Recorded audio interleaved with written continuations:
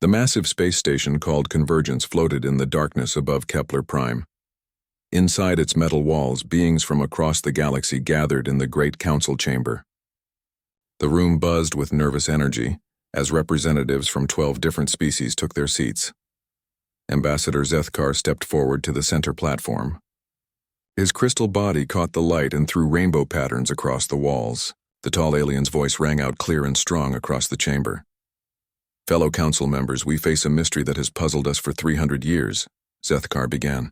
His crystal form pulsed with different colors as he spoke. The humans continue to isolate themselves in their small corner of space. No alien ship has ever returned from their territory. No human vessel has ever left their borders. Murmurs spread through the assembled aliens. Some nodded their heads or moved their tentacles in agreement.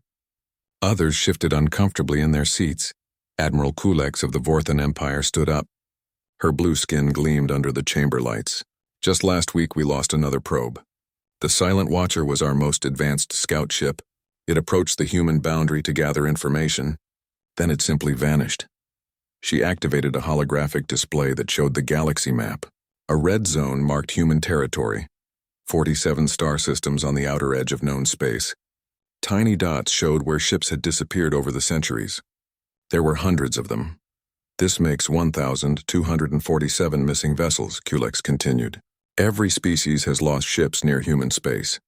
Yet we have no idea what happens to them." A young representative from the Corvallis Federation jumped to his feet. "Why do we allow this?" he demanded. "The humans are a primitive species. They barely had spaceflight when we first met them. How can they threaten the entire galaxy?" Several older aliens exchanged worried looks. Ancient Speaker Morden, the eldest member of the council, raised one wrinkled hand for silence. His voice was like the whisper of old leaves. "Young Torgan, you speak of things you do not understand," Morden said slowly. "Some knowledge comes with a terrible price. The humans made their choice long ago. We must respect it. But why?" Torgan shot back. "What makes them so special? What gives them the right to hide from the rest of us?" Ambassador Kreeth of the Synthetic Collective spoke up. Her mechanical voice was calm and steady. "The humans have never threatened anyone outside their territory. They simply wish to be left alone. Is that not their right?" "Not when it affects galactic security," argued Representative Hisita of the Serpent Worlds. "We cannot have unknown factors in our space. What if they are building weapons? What if they plan to attack us?" The chamber erupted in debate. Voices rose in dozens of different languages. Some species demanded action against the humans. Others urged caution. The younger races wanted answers. The older ones seemed content to let sleeping mysteries lie. Zethkar called for order. "We cannot ignore this situation any longer. 3 centuries of silence is enough. The younger species deserve to know the truth, do they?" Ancient Speaker Morden asked quietly. His old eyes looked tired and sad. "Some truths are better left buried. Some doors should never be opened." "What doors?" Torgan demanded. "What are you hiding from us?" The old alien was quiet for a long moment. When he spoke, his voice carried the weight of centuries. "There was a time before your species joined us, young Admiral. A dark time when the galaxy almost died. Those who remember that time learn to be very careful about what we seek to understand." "You speak in riddles," Hista hissed. "We demand clear answers." Dr. Lis Vexani of the Nexari Union stood up. Her large eyes blinked slowly as she looked around the chamber. "Perhaps we should examine the historical records. Surely there must be some explanation in our archives." Several older aliens shifted uncomfortably. Ambassador Kreeth's mechanical face showed something that might have been worry. "The archives from that time period are incomplete," she said carefully. "Many records were lost or damaged." "Lost?" Torgan laughed harshly. "Nothing is ever truly lost in a digital age." "You mean destroyed. You deliberately destroyed the evidence." The accusation hung in the air like a poisonous cloud. No one denied it. Ancient Speaker Morden stood up slowly. His ancient joints creaked with the effort. "Young ones, listen to me carefully. There are some things in this universe that are better left alone. The humans understand this. That is why they stay in their corner of space." "And what if we choose not to respect their isolation?" Torgan asked. "What if we send a fleet to investigate?" The old alien's face grew very pale. "Then you will learn why we older species have learned to fear the darkness between stars. You will understand why some boundaries should never be crossed." "Is that a threat?" Torgan's voice rose with anger. No, young Admiral. It is a warning. The same warning we gave your predecessors when they asked the same questions 50 years ago. And the same warning we will give your successors when they ask again in 50 years. Dr. Vexani looked thoughtful. What if we just sent a small probe? Something harmless? Surely the humans would not object to peaceful contact. Ancient Speaker Morden turned his tired eyes to her. Doctor, your species is known for their curiosity. It is both your greatest strength and your greatest weakness. I urge you to consider carefully before you let that curiosity lead you down a path you cannot return from. We are not children, Torgan declared. We have the right to seek knowledge. We have the right to understand our galaxy. You have the right to survive, Morden replied quietly. I pray you are wise enough to choose survival over knowledge. The debate continued for hours. The younger species demanded action and investigation. The older ones urged patience and caution. No agreement could be reached. Finally, Zethkar called for a vote. All those in favor of respecting human isolation and leaving their territory alone? The older species voted yes. The architects, the first ones, the eternal hierarchy, and several others raised their hands or tentacles or whatever they used to indicate agreement. All those in favor of peaceful investigation of human space. The younger species voted yes. The Corvallis Federation, the Serpent Worlds, the Nexari Union, and others signaled their agreement. The vote was tied. The motion fails, Zethkar announced. Human territory will remain off limits pending further discussion.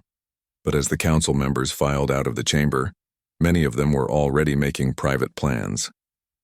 The younger species were not content to let ancient fears rule their decisions. They would find their own answers. Ancient Speaker Morden watched them go with deep sadness in his old eyes. He had seen this before. Curiosity was a powerful force. Eventually, someone would cross the human boundary.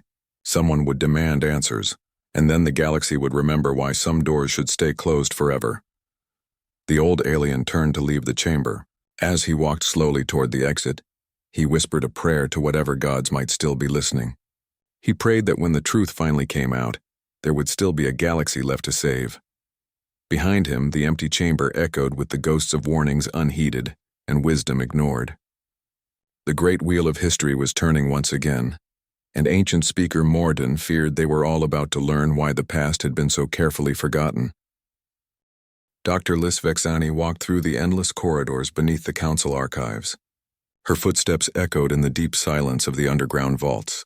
The Nexari scientist had requested access to the restricted sections, and after much debate, the archive keepers had granted her permission.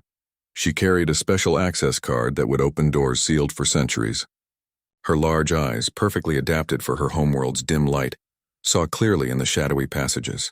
The walls were lined with storage units containing the collected knowledge of dozens of civilizations. Section 9 Alpha 7, she read from the signs on the wall. Historical records classified level 7. The door recognized her access card and slid open with a soft hiss. Inside she found rows of quantum storage crystals, each one containing vast amounts of data. Most were clearly labeled with dates and subjects. But in the back corner she found something different. A single shelf held crystals that were cracked and damaged. Their labels were partially erased or written in languages she did not recognize. These were not ordinary archives. These were fragments, pieces of something larger that had been deliberately broken apart. She picked up the first crystal and inserted it into her portable reader. Static filled the screen, then slowly cleared to show a date. 387 years ago. The timestamp was from the period the older species called the Great Silence. Personal log, War Commander Thexel of the Hegemony Fleet. A voice spoke from the crystal.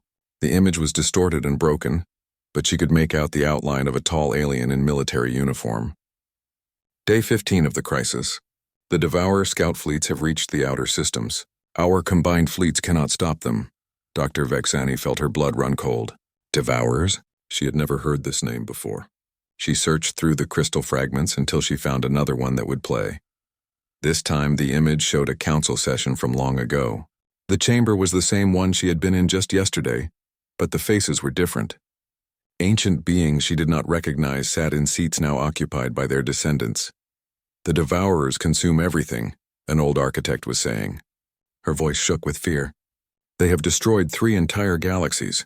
Billions of civilizations gone, converted into their twisted biomachines. How long do we have? Another voice asked.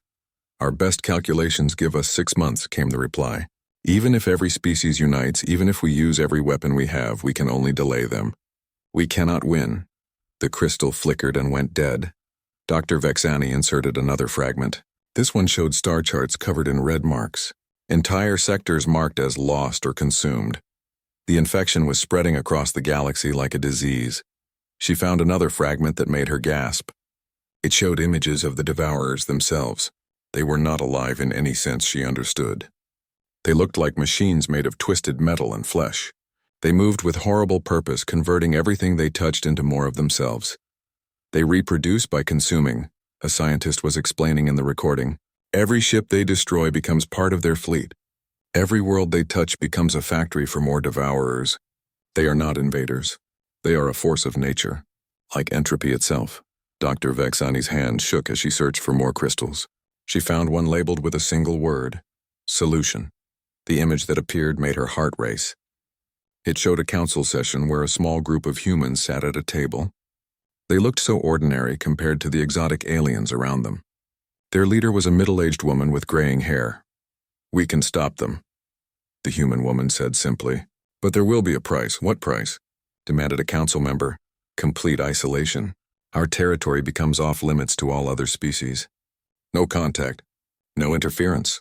No questions. Forever. That is all? An architect asked. You ask for very little. The human woman's face was grave. We ask for little because we will have little left to give. What we must become to fight these creatures. It will change us, permanently. Change you how? The council demanded. That is not your concern, the human replied. Do you accept our terms or not? The crystal showed a vote. Every single species agreed to the human demands. They were desperate. The devourers were coming and the humans offered the only hope. The fragment ended abruptly. Dr. Vexani searched frantically for more crystals. She found one more that would play. It showed the aftermath.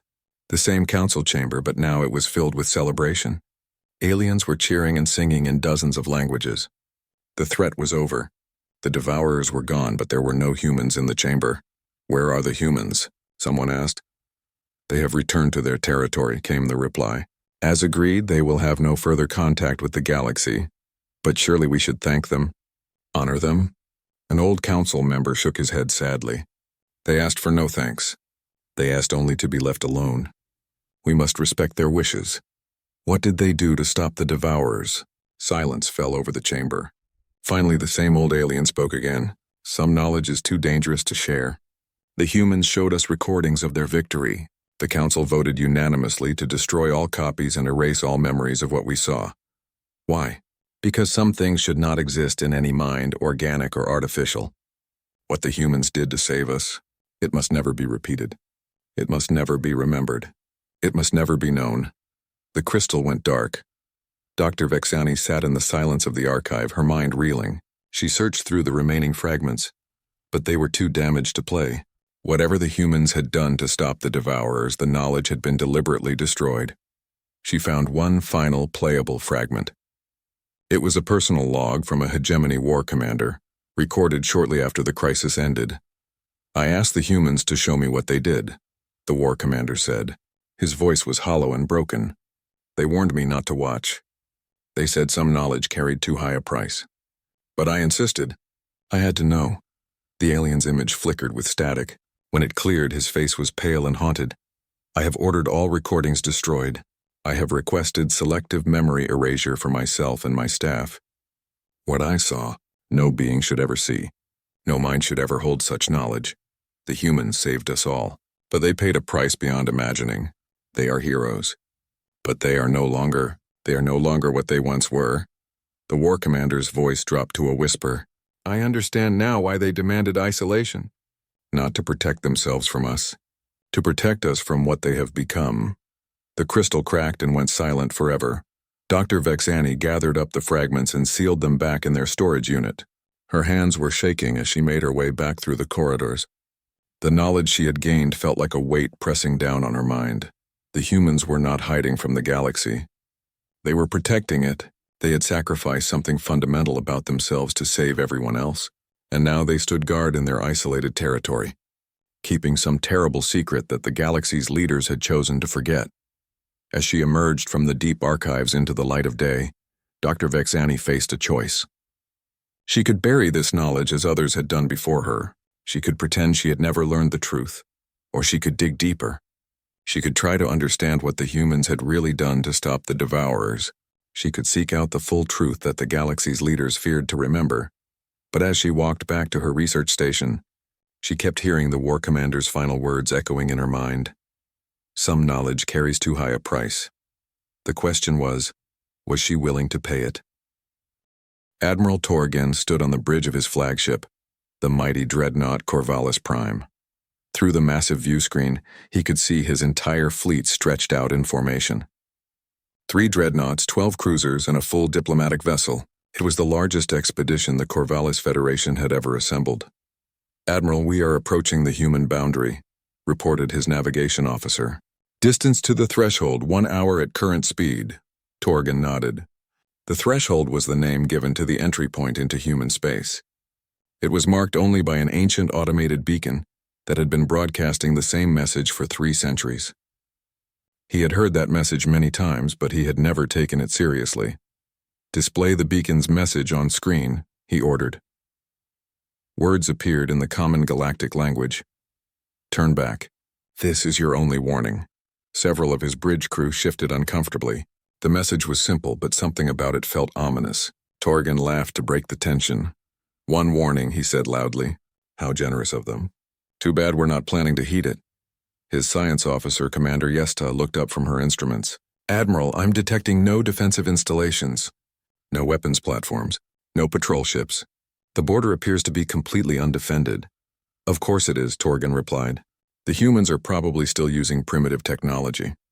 They likely can't even detect our approach."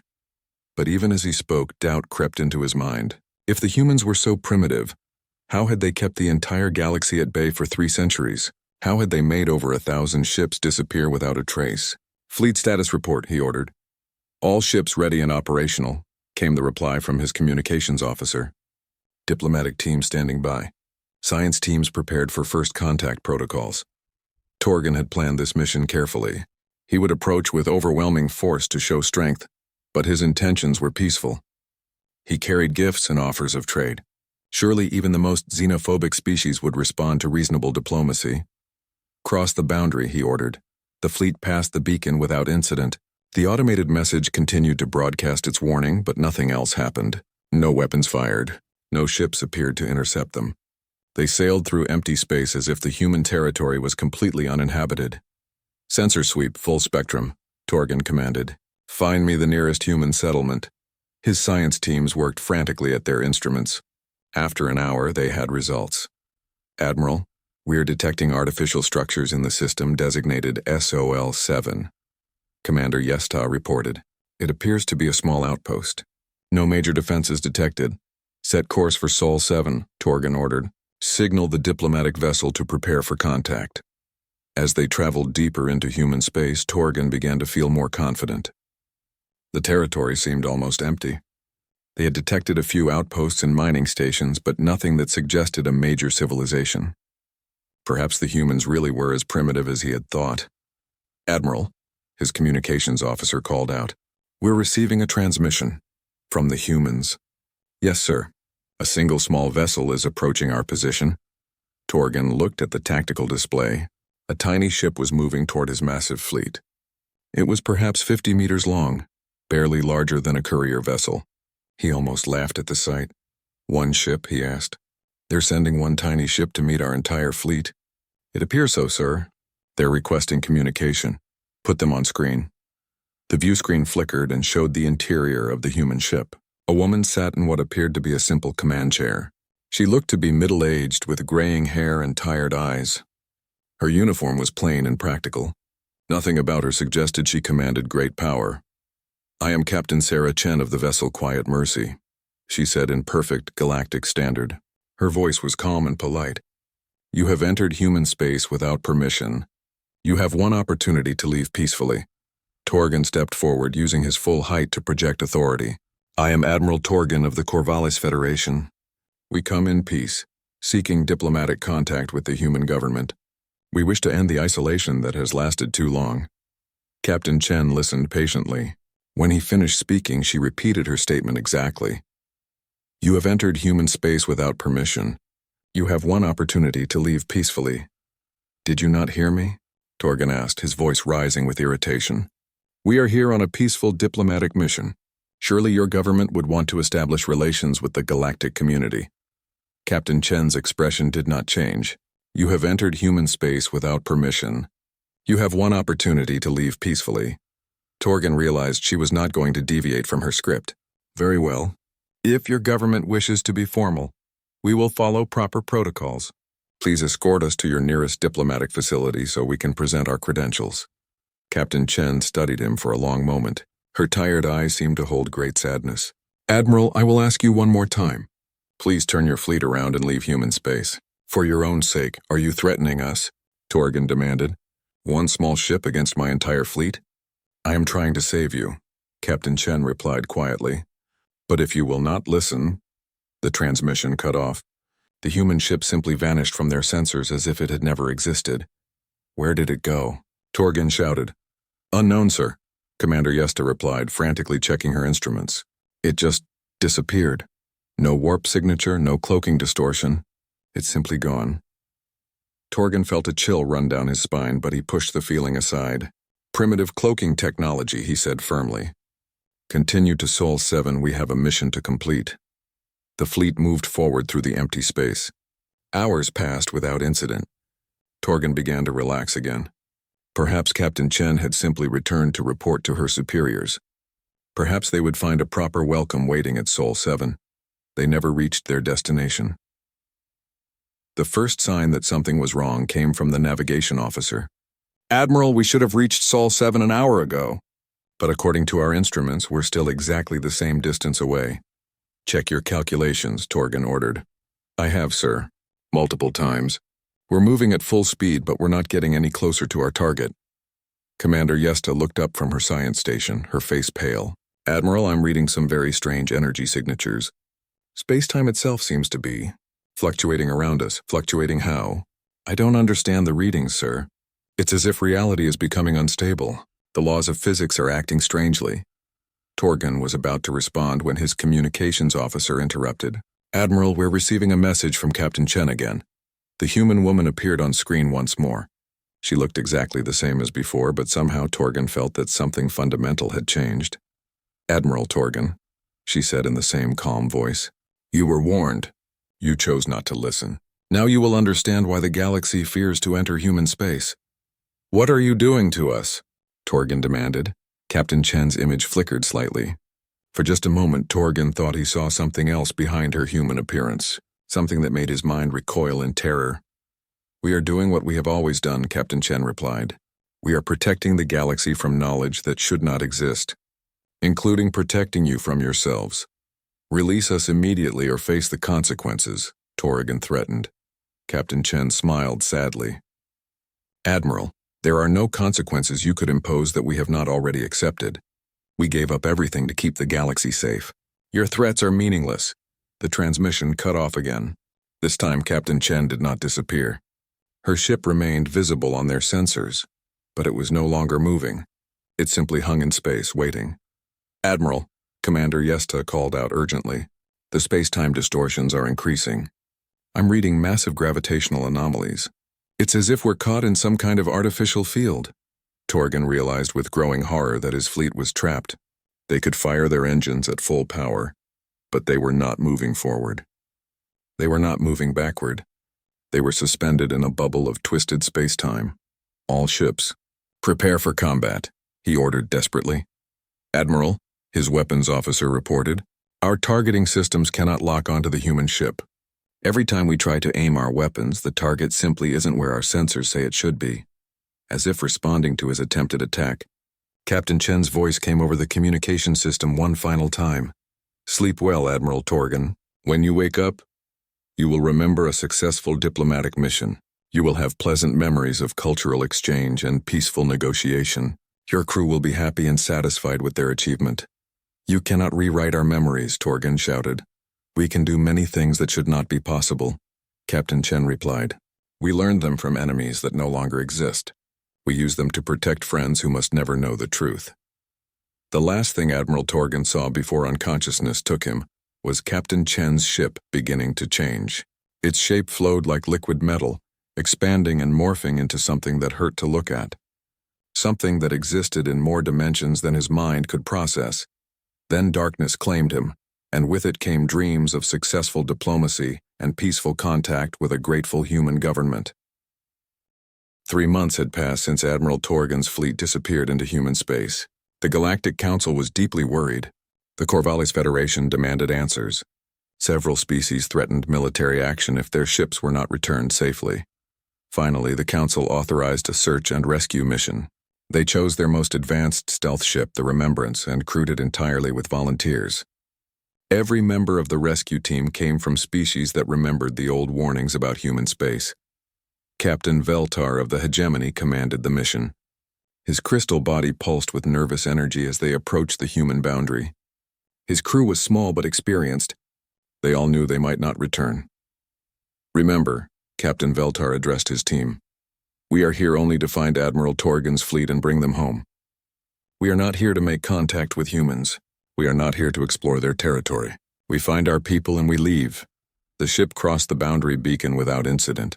Its stealth systems were the most advanced in the galaxy. If anyone could slip through human space undetected, it was the Remembrance. They followed the trail left by Torgan's fleet. Energy signatures and quantum disturbances marked the path the expedition had taken. The trail led deep into human territory, toward the system designated Sol 7. "Contact on sensors," reported the navigation officer. "Multiple large vessels ahead." Captain Veltar felt his body tense. "Is it Admiral Torgan's fleet?" "Yes, sir. All ships are present and accounted for. They appear to be intact and functional." This was unexpected. The rescue team had prepared for many possibilities. Destroyed ships, captured crews, or nothing at all. They had not expected to find the fleet simply floating in space, completely undamaged. "Scan for life signs," Captain Veltar ordered. "All ships show normal crew complements," came the reply. "Everyone appears to be alive and unharmed." Captain Veltar allowed himself a moment of relief. Perhaps this would be easier than they had feared. Open communication with Admiral Torgan's flagship. The view screen flickered to life, showing Admiral Torgan on his bridge. He looked perfectly normal and healthy. His uniform was neat and clean. His crew worked quietly at their stations behind him. "Admiral Torgan, this is Captain Veltar of the rescue ship Remembrance. The Council sent us to find you. Are you in need of assistance?" Admiral Torgan smiled broadly. "Captain Veltar, how good to see you. No assistance needed, I'm happy to report. Our diplomatic mission is proceeding excellently." Captain Veltar felt a chill run through his crystal body. "Diplomatic mission? Admiral, you disappeared 3 months ago. The entire galaxy has been searching for you." 3 months? Torgan laughed. "Impossible. We've only been here for 6 hours. We're still in the middle of our first round of negotiations with the human diplomatic corps. Something was very wrong." Captain Veltar checked his own instruments. The date was correct. 3 months had definitely passed. But Admiral Torgan seemed genuinely convinced that only hours had gone by. "Admiral, I need you to check your ship's chronometer. What date does it show?" Torgan glanced at a nearby display. "Standard date 2387 Winks. Why do you ask?" Captain Veltar's crew exchanged worried looks. The current date was 2387 bound 247, almost 3 months later than what Torgan's instruments showed. "Admiral, there seems to be some kind of temporal distortion affecting your fleet. Can you send me your ship's logs for review?" "Of course," Torgan replied cheerfully. "Transmitting now." The data arrived instantly. Captain Veltar reviewed it quickly, and what he found made his crystal form pulse with alarm. The logs showed 3 months of detailed diplomatic contact with humans. Meetings with officials, cultural exchanges, technical discussions, and trade negotiations. But according to the timestamps, every single log entry had been recorded in the same 6-hour period when the fleet first crossed the boundary. The computer had simply stretched those 6 hours to cover 3 months. "Admiral," Captain Veltar said carefully, "I need you to perform a full diagnostic on your ship's computer systems. I believe you may have experienced some kind of technical malfunction." "Malfunction?" Torgan looked puzzled. "Everything is working perfectly. In fact, the humans have been very helpful in upgrading our systems. They've made several improvements to our navigation and communication arrays. Captain Veltar ordered his science officer to perform deep scans of Torgan's fleet. What they found was deeply disturbing. Every ship showed signs of advanced technological modification. Systems had been rebuilt using principles that were completely unknown to galactic science. Worse still, the quantum resonance scans revealed something horrifying about the crews. Each individual's neural patterns had been perfectly mapped and stored in the ship's computer systems. The people talking to them were exact copies of the original crew members. "Sir," his science officer whispered urgently, "the crew members we're talking to aren't the originals. They're some kind of perfect duplicates. Their memories have been edited to believe they've been conducting successful negotiations." Captain Veltar felt sick. "Where are the real crew members?" "Unknown, sir. The quantum signature suggests they still exist somewhere, but they're not on those ships." Despite his horror, Captain Veltar tried to maintain his composure. "Admiral Torgan, I'm ordering you to return to Galactic Council space immediately. We need to debrief your mission." "Return?" Torgan looked confused. "But we haven't finished our negotiations yet. The humans are being very generous with their trade offers. We're on the verge of a breakthrough that will benefit the entire galaxy." "Admiral, that's a direct order from the Galactic Council. I'm afraid I can't do that." "Captain," Torgan replied, still smiling pleasantly, "my mission parameters are very clear. I must complete the diplomatic contact before returning home." Captain Veltar realized that the copy of Torgan would never willingly leave. The duplicate had been programmed to believe its mission was ongoing and successful. It would continue its imaginary negotiations forever. "We need to search the other ships," he told his crew. "Maybe we can find some trace of what really happened." They used their stealth systems to approach Torgan's flagship undetected. Boarding the ship was surprisingly easy. The security system seemed to ignore them completely. Inside, they found the ship operating normally. The duplicate crew went about their duties, maintaining their vessel and preparing for meetings that would never actually happen. Deep in the ship's computer core, Captain Veltar's technical team found something that had escaped the memory alteration. It was a single file hidden in an emergency backup system, a personal log recording from the real Admiral Torgan. The timestamp showed it had been recorded just moments before the fleet's disappearance. Captain Veltar played the file, and what he heard made his crystal body turn completely black with fear. Admiral Torgan's voice was shaking with terror. "Personal log, final entry. If anyone finds this, know that we have made a terrible mistake. The humans? They're not what we thought. They're not isolated primitives hiding from the galaxy." Static filled the recording, then Torgan's voice returned. "They're the galaxy's immune system, and we just triggered an autoimmune response." The file contained more, but Captain Veltar almost couldn't bear to listen. Torgan described what his science teams had discovered in the final moments before their capture. Human space wasn't filled with colonies or cities. It was filled with installations that bent space and time, facilities that existed partially outside normal reality, structures that hummed with energies that violated every known law of physics. "They defeated the Devourers," Torgan's terrified voice continued. "But victory required them to become something beyond normal life. They're not human anymore. They're guardians that exist in dimensions we can't understand." The recording flickered with interference. When it cleared, Torgan's voice was barely a whisper. "They're giving us a choice. We can remember this truth and carry the burden forever, or we can accept the mercy of false memories. Our crews will believe they completed a successful mission. They'll return home happy and satisfied. But someone needs to know the truth. Someone needs to understand why the boundary exists. It's not to keep us out. It's to keep something else from getting in." The recording ended abruptly. Captain Veltar and his crew stood in stunned silence. The implications were staggering. Humanity had become something else entirely to protect the galaxy from an ancient threat. They maintained their isolation not out of fear, but out of mercy. As the rescue team prepared to leave, Captain Veltar faced the same terrible choice Admiral Torgan had faced. He could take this knowledge back to the Council and force them to confront the truth. Or he could accept the mercy of forgetfulness and let the galaxy continue believing in the comfortable lie. Looking at his crew's terrified faces, Captain Veltar made his decision.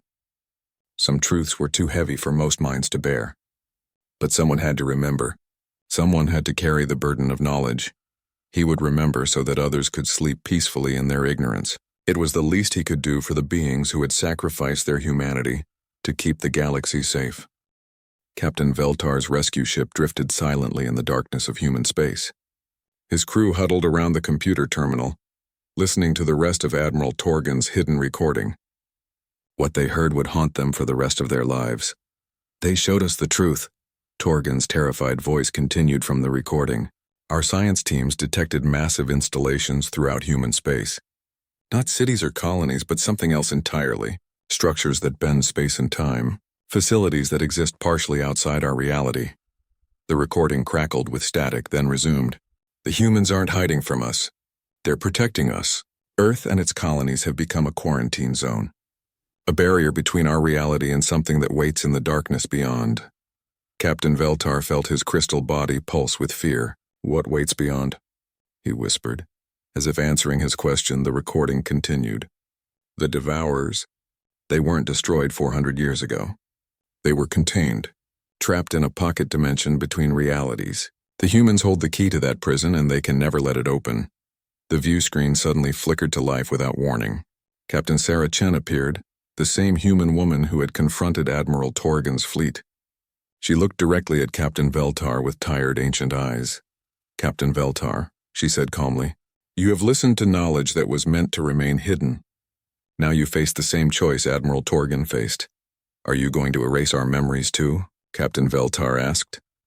"Only if you wish it," Captain Chen replied. "Some choose to remember. Someone must carry the burden of truth. But know that once you accept this knowledge, your life will never be the same." "Show us," Captain Veltar said firmly. "Show us what really happened to the Devourers." Captain Chen's image flickered. For a moment her human appearance wavered, and Captain Veltar glimpsed something else beneath. Something that existed in more dimensions than his mind could process. He forced himself to keep looking. "Very well," she said, "but understand that what you see will change you forever." The view screen changed to show images from 4 centuries ago. The Devourer fleets filled the screen, massive biomechanical horrors that converted everything they touched into more of themselves. They moved through space like a virus, consuming entire star systems. "We tried conventional warfare first," Captain Chen explained. "Every weapon we had was useless. They absorbed our attacks and grew stronger. Within weeks they had consumed half of human space." The images showed the desperate final battle. Human fleets threw themselves against the Devourer swarms in suicidal attacks. Nothing worked. The enemy was unstoppable. Then we found the research, Captain Chen continued. Studies into dimensional physics that our government had classified as too dangerous to pursue. Technologies that could fold space and time. Weapons that existed in multiple realities simultaneously. Captain Veltar watched in horror as the images showed human scientists working frantically in underground laboratories. They were developing technology that looked more like magic than science, devices that hurt to look at directly. We realized that to fight an enemy that existed beyond normal reality, we had to become something beyond normal life, Captain Chen said. So we made the choice. We sacrificed our humanity to save the galaxy.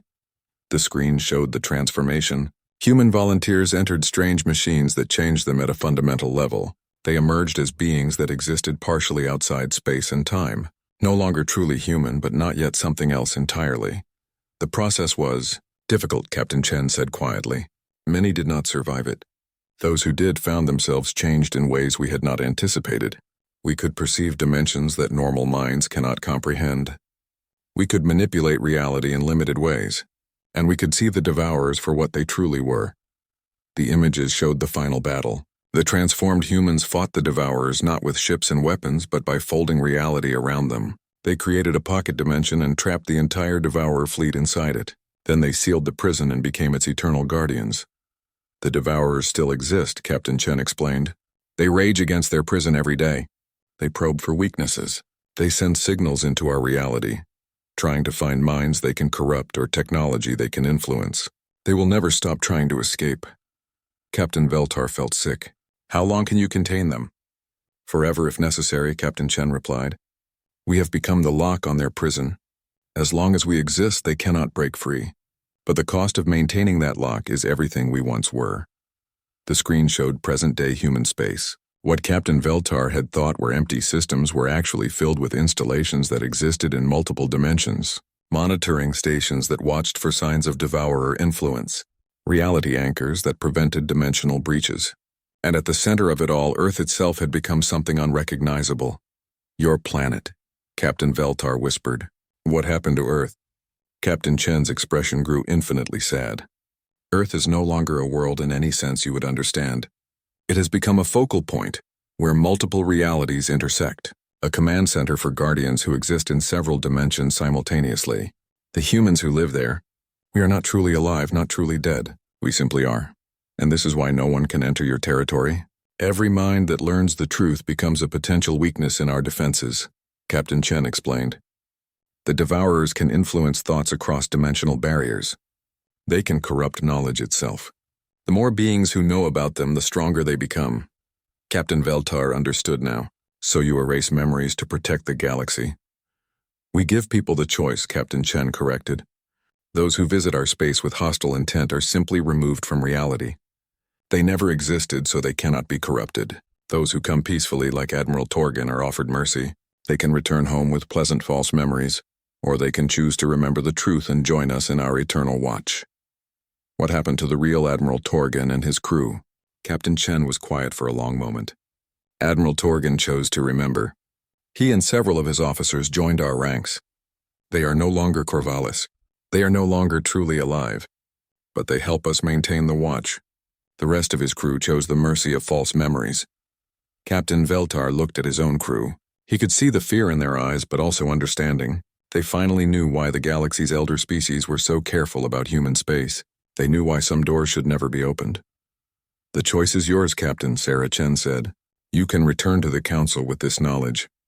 You can force them to confront the truth, or you can accept false memories and return home believing you found Admiral Torgan's fleet on a successful diplomatic mission. And if we choose to remember, then you will spend the rest of your lives carrying a burden that few minds can bear. You will know that the galaxy's continued existence depends on beings who sacrificed everything to keep an ancient evil contained. You will know that humanity became something monstrous to prevent something far worse from destroying everything you love. Captain Veltar thought of his people back home, his family, his friends.